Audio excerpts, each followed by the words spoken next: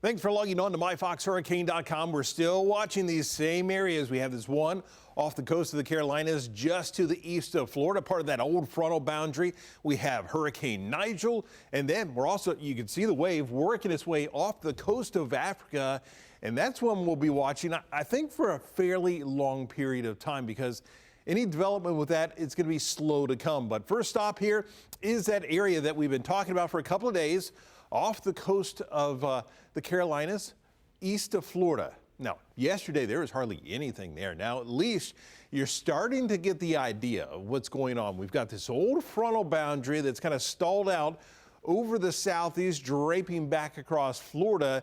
And that's that focal point to help produce some of that instability in the atmosphere. We're going to be watching over the next couple of days here. Models are still very insistent that we're going to see an area of low pressure forming along this front. And this time of the year, quite often you get these fronts kind of hang out for a few days. You get the area of low pressure developing, and then they start to acquire some of those subtropical or sometimes tropical characteristics. Now, this is not a threat to Florida whatsoever, because as this develops, it's actually going to start to drift on towards the north or the northwest. And what it's actually going to do for us here in Florida is actually give us some nice weather, because the winds wrapping around this is actually going to drag some drier air down over Florida. So we actually get the benefit of this in some nice looking weather, some lower humidity as we head into the weekend. So watch how this kind of plays out with the Fox model. What we're looking at here is just the winds across the Atlantic. And as we go through the next couple of days there, you're starting to see that sign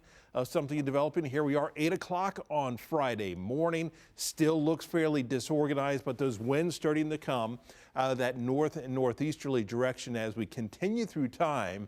That starts to develop a little bit more, working its way to the north, but it is just driving some of that drier air down over Florida. Hurricane Nigel, winds right now are at 90 miles an hour. It's currently moving to the north at 18 miles an hour.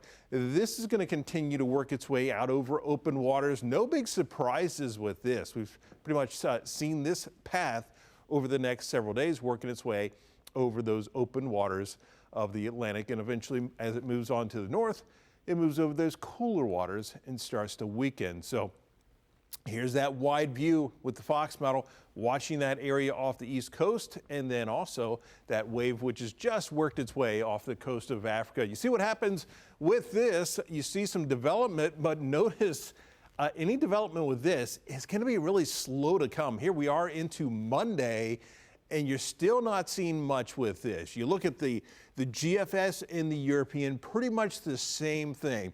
Anything that develops, it's going to take some time, and we would likely start to see some development in this area or a little bit further on towards the west. So it would really be more likely if we were to see something developing towards about the beginning parts of next week. So we will continue to watch each and every one of these areas, and we'll keep you updated right here on myfoxhurricane.com.